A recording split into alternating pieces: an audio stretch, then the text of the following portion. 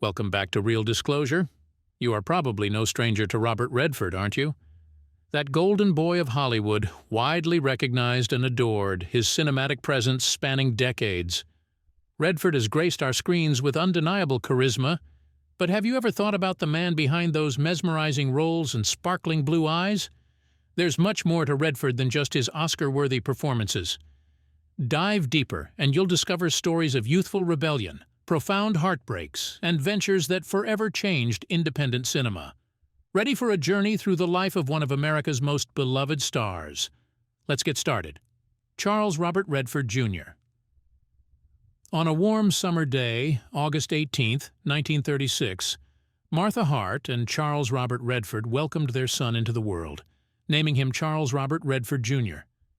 Their joy knew no bounds as they celebrated the arrival of their beautiful baby boy, completely unaware that he would one day become one of the most popular and handsome male stars in America. As many would agree, talent needs a nurturing environment to blossom, and Redford's roots were deeply embedded in the love and teachings of his family members. Martha, his stay-at-home mom, stood as a beacon of kindness and affection in his life. The connection between young Charles and his mother was special, a bond not only formed from maternal love, but also from shared adventures and little secrets. Picture a 10-year-old Robert learning to drive a car, guided fearlessly by his mom. It's not the typical mother-son bonding activity, but these small tales paint a vivid picture of their relationship. On the other side of the spectrum, while the bond with his mother was strong and direct, Robert's relationship with his father, Charles Sr., had nuances and complexities. They didn't always see eye to eye, and disagreements were woven into their dynamic. Yet, as is common in many parent-child relationships, these moments of discord were interspersed with love and mutual respect. In such instances, young Robert South Solace, in the company of other male role models in his family, his grandfather, Uncle David, and his maternal grandpa, became guiding figures in Robert's journey. Each imparted a unique lesson, from survival skills in the wild to cherishing nature and engaging in sports. They contributed to shaping the multifaceted persona of Robert Redford. Their influence wasn't about molding him into their image, but about gifting him diverse experiences and viewpoints. These interactions sowed the seeds for Redford's enduring love for nature and the great outdoors, passions that would play a profound role in his life. However, Redford's childhood wasn't always filled with joy. Like every individual, regardless of their later achievements, he faced trials that played a crucial role in shaping his character. Early on, these challenges presented themselves. In his teenage years, tragedy struck young Charles when he lost two pillars of his life.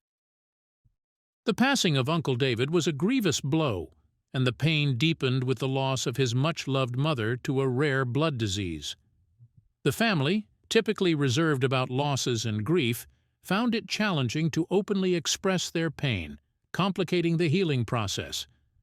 It was during these periods of personal turmoil that the foundational layers of Robert's character were solidified. As any seasoned actor would attest, the realms of pain and happiness are two sides of the same coin, especially in the world of acting.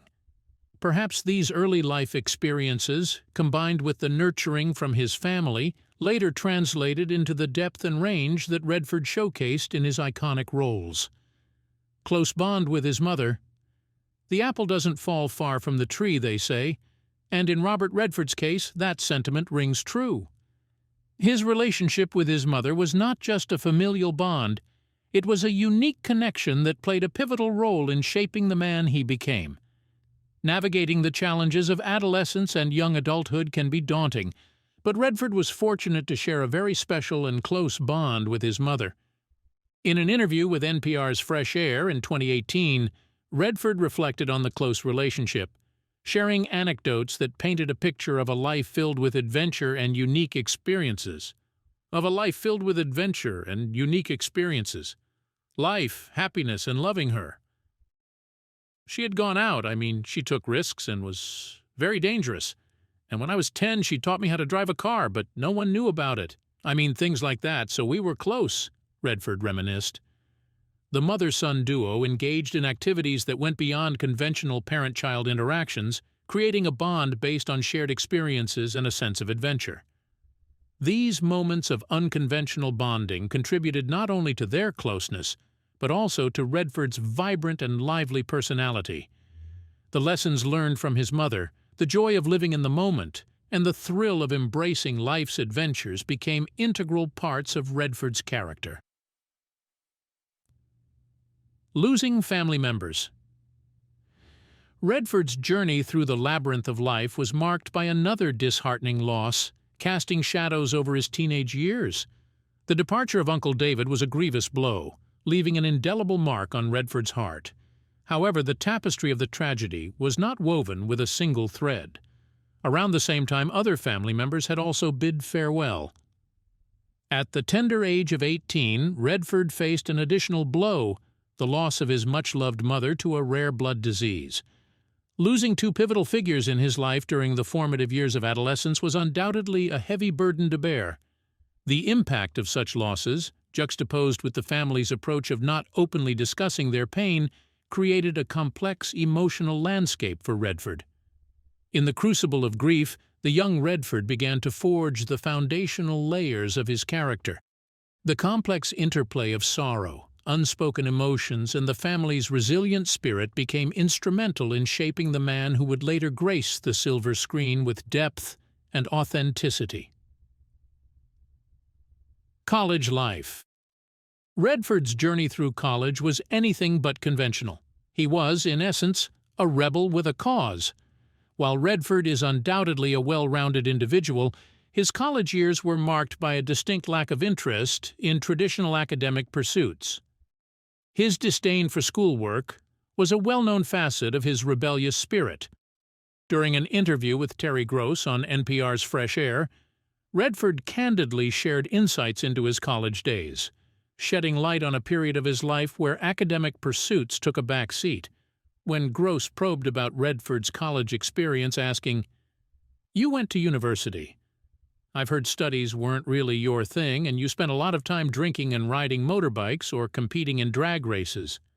Redford's response provided a glimpse into the lively and unconventional nature of those years. "Yes, yeah, the whole thing," Redford affirmed, acknowledging his penchant for mischief and the unconventional activities that filled his college days.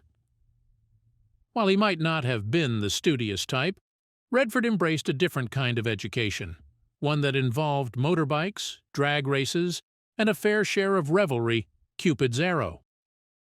Redford's college days were a kaleidoscope of exuberance and mischief, resulting in his departure from the University of Colorado. The academic environment failed to captivate him, and his unconventional approach to college life ultimately led to a parting of ways. However, before the winds of change could reshape his destiny, the whims of love intervened. In the midst of navigating the complexities of college existence, Cupid's arrow found its mark, and Redford found himself entangled in the enchanting allure of love.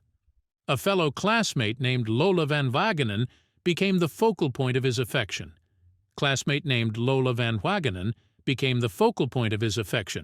Sparking a romance that transcended the confines of academia. Yet, as fate would have it, the journey towards their shared future necessitated a pause, a moment for Redford to address the contours of his own life before embarking on the path they envisioned together. Following his artistic sojourn in Paris, France, and Florence, Italy, where Redford immersed himself in the world of art, he returned to the United States with a renewed sense of purpose and fresh aspirations. Amid the vibrant backdrop of his evolving goals, one stood out prominently. To solidify his commitment to the love of his life, Lola Van Wagenen. Despite the physical distance and the passage of time, Redford's love for Lola remained resilient. Fueling his determination, he embarked on a journey that would symbolize the depth of their connection.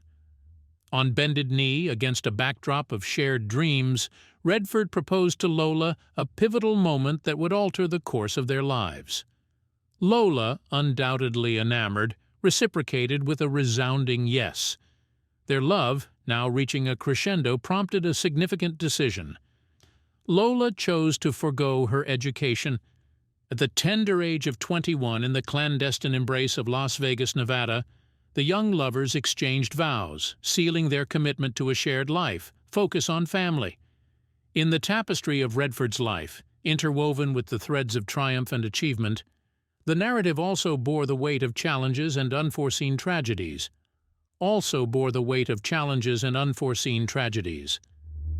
While the 1960s marked Redford's relentless pursuit of a challenging and rewarding career path, the family remained at the core of his priorities. Navigating the delicate balance between career aspirations and familial responsibilities, Redford and Lola welcomed the arrival of 4 beautiful children. However, the joy of parenthood was shadowed by an unforeseeable tragedy that unfolded with the birth of their first child. In 1959, the couple joyously welcomed their first child into the world. However, after only 2.5 months, their world was shattered as their son, Scott Anthony Redford, was diagnosed with sudden infant death syndrome, SIDS. The loss of a child is a grief that transcends words, and Redford, who had grown up in a household where discussions of death and loss were muted, found himself navigating the profound pain in the confines of a private struggle. Scott Anthony's life, though brief and largely shielded from the public eye, left an indelible mark on the Redford family. As Redford rose to fame in Hollywood, the scars of this personal tragedy remained hidden beneath the gloss of stardom. His inclination towards privacy regarding his family life became a conscious choice, a protective shield against the invasive nature of public scrutiny. In an interview with CBS Sunday Morning, Redford reflected on the cost of fame, expressing how, at a certain point, it began to take more away than it gave. The demands of celebrity meant spending less time on the work he loved most, a sacrifice that fueled his desire to safeguard the sanctity of his private world. Family matters. Family became a cornerstone of Robert Redford's life. And despite the profound tragedy of losing their first child, Robert and Lola Van Wagenen demonstrated remarkable resilience, going on to build a family that would become an integral part of Redford's life journey. In the wake of their heartbreaking loss, the couple welcomed their daughter Shauna into the world in 1960. As she grew, Shauna discovered her passion for painting, contributing to the diverse artistic talents within the Redford family. The arrival of their son James in 1962 marked another joyous chapter in their lives. James, who grew up to become a writer and director, added a creative dimension to the family's array of talents. In 1970, the family expanded once more with the birth of their daughter, Amy. Following in her father's footsteps, Amy pursued a career in acting, gracing popular shows like Sex and the City, Law and Order, Criminal Intent, and The Sopranos as a guest star. Amy's versatility extended beyond acting, as she also delved into directing and filmmaking. As the years unfolded, the Redford family continued to grow, and today, Robert Redford finds himself surrounded by the laughter and energy of 7 grandchildren. Robert's journey through college and his early years with Lola unfolded as a rich tapestry, woven with highs and lows, from the tumultuous escapades at the University of Colorado to the blossoming of love with Lola and the poignant heartbreak of losing Scott. This period was marked by transformative experiences that not only shaped Robert as an individual, but also strengthened the bond between him and Lola. Their relationship served as a guiding light, illustrating that true love encompasses not only the celebration of joys, but also mutual support during profound sorrows. The narrative of Robert Redford extends beyond the realm of cinematic brilliance and accolades. It is the story of a young man, once a college rebel, who navigated life's complexities with passion, resilience, and an unwavering commitment to those he held dear. Through experiences both euphoric and heart-wrenching, he provided a masterclass in embracing life in all its hues, leaning on love during challenging times, and crafting a legacy grounded in authenticity and heartfelt connections, embarking on a new adventure, rising to newfound fame.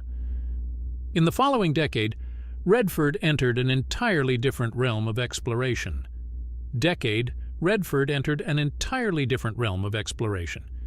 he initiated a family and welcomed 3 beautiful children. Alongside his personal life, a plethora of fresh career opportunities unfolded. His handsome appearance and the charm of an approachable all-American neighbor propelled him into the industry, unlocking various doors of opportunity. It was in 1969, with a prominent role in the film Butch Cassidy and the Sundance Kid, alongside his close friend Paul Newman, that he ascended to the next echelon, marking a transformative moment in his career. The triumph of Butch Cassidy and the Sundance Kid went beyond mere success. It turned into a cultural phenomenon. Redford's portrayal of the Sundance Kid, characterized by charm, sharpshooting prowess, and effortless coolness, captivated audiences worldwide. With this film, Robert Redford transcended being just an actor. He became a superstar. However, the magnetic appeal of Robert Redford extended beyond his on-screen charisma. Behind the camera, he was establishing himself as a discerning actor with a keen eye for compelling stories. His choices in roles demonstrated a delicate balance between commercial appeal and depth. From The Sting, delicate balance between commercial appeal and depth. From The Sting, another collaboration with Newman and director George Roy Hill, which delved into the world of con artists, to All the President's Men, where he portrayed journalist Bob Woodward unraveling the Watergate scandal, Redford showcased his versatility and dedication to meaningful cinema. As his fame skyrocketed, so did his influence. Redford's star power was such that he could draw attention to lesser-known, yet equally significant narratives.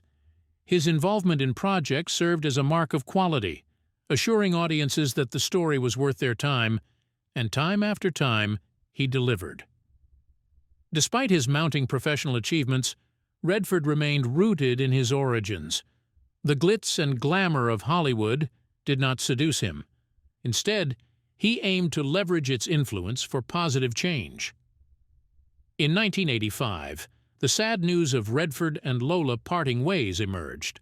However, before this chapter closed, the couple had invested in a substantial piece of land in Utah, a landscape adorned with mountains and untamed wilderness. Their foray into land ownership began in 1969, the year Redford first tasted success with the purchase of ski land. Initially investing a modest sum of $500, the expanding popularity of Redford translated into a growth in the expanse of their property. Ultimately, this acquired land served as the canvas for realizing a new cinematic dream. Redford transformed the property into the Sundance Institute and laid the foundation for the renowned Sundance Film Festival, a platform dedicated to independent directors. The evolution from a personal investment to a cultural institution marked a remarkable journey, showcasing Redford's commitment to fostering the world of independent filmmaking. It all started with a dream. In the early 1980s, as Redford's star illuminated Hollywood's sky, he gazed beyond the realm of commercial blockbusters and envisioned a terrain where countless untold stories lay concealed. These narratives didn't necessarily conform to mainstream preferences, but held equal allure, significanza, and authenticity. Recognizing the absence of platforms for these voices, Redford took the initiative to create a space. The Sundance Institute was more than just a physical venue, it embodied a vision. Redford conceived it as a sanctuary for artists, a place where they could refine their skills, explore without the constraints of commercial demands, and collaborate with kindred spirits. It stood as a hub of learning, evolution, and above all, uninhibited creativity. Various workshops, mentorship programs, and labs spanning disciplines such as directing, screenwriting, and producing were set in motion. The objective was clear: to foster talent and empower individuals to bring their distinctive stories to the forefront. However, Redford recognized that creation was only a part of the equation. For these stories to truly resonate, they needed an audience, and so the Sundance Film Festival was conceived. Commencing in 1985 as a humble event with the aim of showcasing independent films, it swiftly evolved into one of the most influential film festivals globally.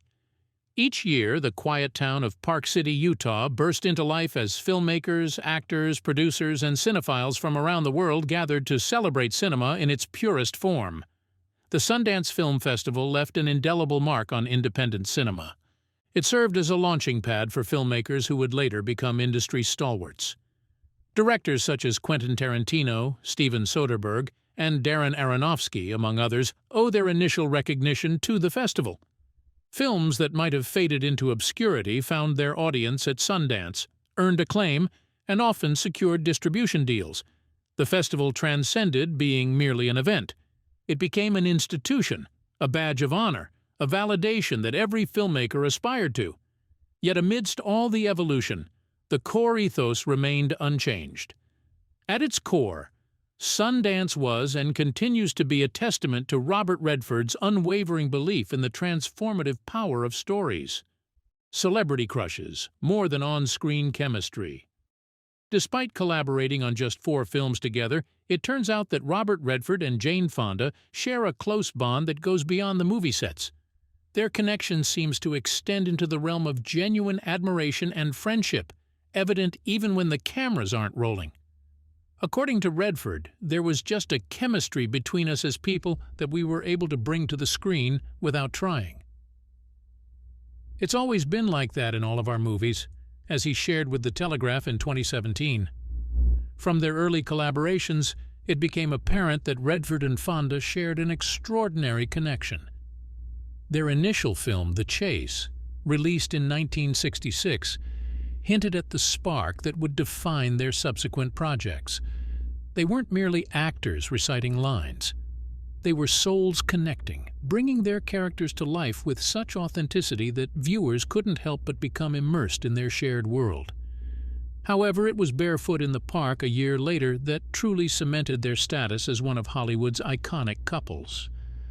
Portraying Paul and Corey Bratter, a newlywed couple navigating the highs and lows of early marriage in a cramped New York apartment, Redford and Fonda illuminated the screen.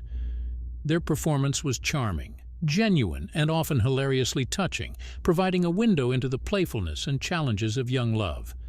The movie went beyond being a comedic romp. It served as a testament to how 2 actors in perfect harmony could elevate a simple story to cinematic magic. Their professional and personal journey came full circle with Our Souls at Night, released in 2017, portraying 2 widowed neighbors seeking connection in the autumn of their lives. The enchantment of their dynamic extended beyond the roles they portrayed.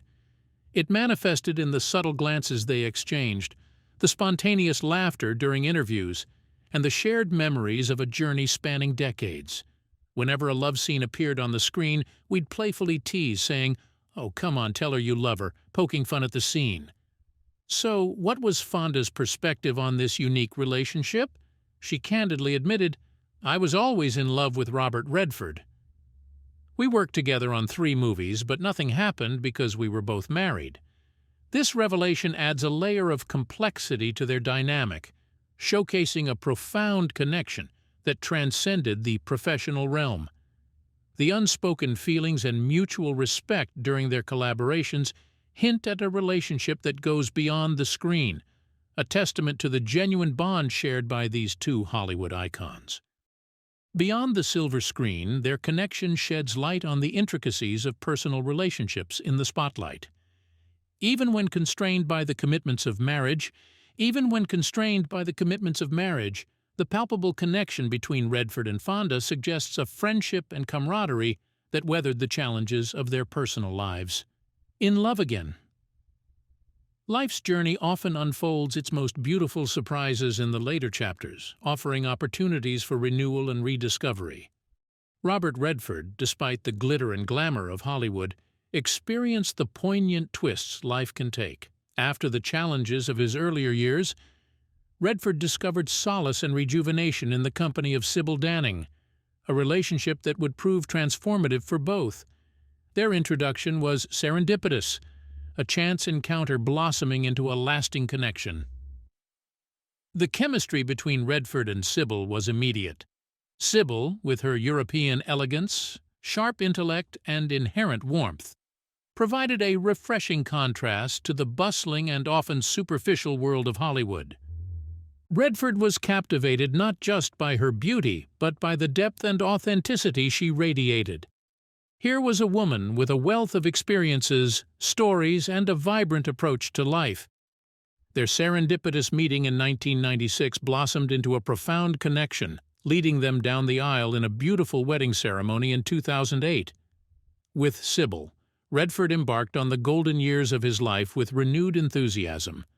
They explored the world extensively, uncovering hidden gems and indulging in their shared passions for nature, art, and culture. Sibylle introduced Redford to perspectives he hadn't previously considered, from the intricacies of European cinema to the realms of art and literature she held dear. The influence of their travels and shared adventures could be observed in the projects he undertook and the depth he brought to his roles. Beyond that, Sibylle offered Redford a sanctuary away from the relentless scrutiny of the limelight.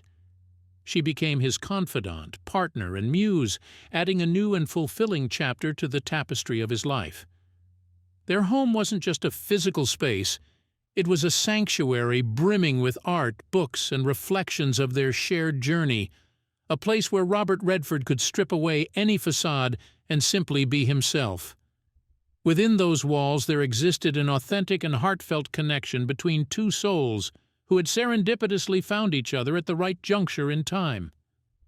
The years they spent together were characterized by mutual growth, as Sibylle, with her artistic sensibilities, characterized by mutual growth, as Sibylle, with her artistic sensibilities, discovered in Redford a mentor and guide in the realm of cinema. Their conversations about film, art, and the nuances of storytelling served as wellsprings of inspiration for both. In return, Redford, whose horizons had primarily been shaped by the world of Hollywood, ventured into uncharted territories under Sibylle's influence. Whether delving into European literature, exploring modern art, or relishing evenings immersed in classical symphonies, Sibylle expanded Redford's worldview in ways he hadn't anticipated. Their love story, characterized by mutual respect, shared passions, and profound love, added a poignant chapter to Redford's illustrious life narrative. It stood as a testament to the idea that life, despite its trials and heartbreaks, holds the promise of joy and rediscovery. In Sibylle, Robert Redford discovered more than a life partner. He found a kindred spirit and a second chance at love. Together, they embraced the golden years with a deep understanding and appreciation for each other. Opening up about his marriage, Redford shared in a 2011 interview with People magazine that Sibylle played a significant role in keeping him youthful and active. "My wife is a very special person. She's younger than me and European, which I like. So that's a whole new life," he remarked. Redford expressed his zest for life, indulging in activities like horse riding, skiing, and playing intense games of tennis. He attributed his vitality to the energy he found in his relationship with Sibylle, stating, "I have energy. When that stops working, I might start to think about getting old." Their union was a testament to the rejuvenating power of love and companionship, ushering in a new chapter in Redford's life: retirement. As Redford gracefully embraced retirement from active film roles, he reflected on the concept itself. For him, the idea of retirement suggested an end or a surrender, a notion he didn't readily align with. One of his final cinematic ventures was the movie Our Souls at Night, marking a poignant moment in his extensive career. In a candid revelation, Redford expressed his intention to step back from acting in 2018. However, he acknowledged that the film industry would forever hold a special place in his heart. He challenged the conventional notion of retirement, questioning its connotations. "Retirement means ending or giving up something to me, so I don't really think about it. I mean, you have to live your life. Why not make the most of it as long as you can?"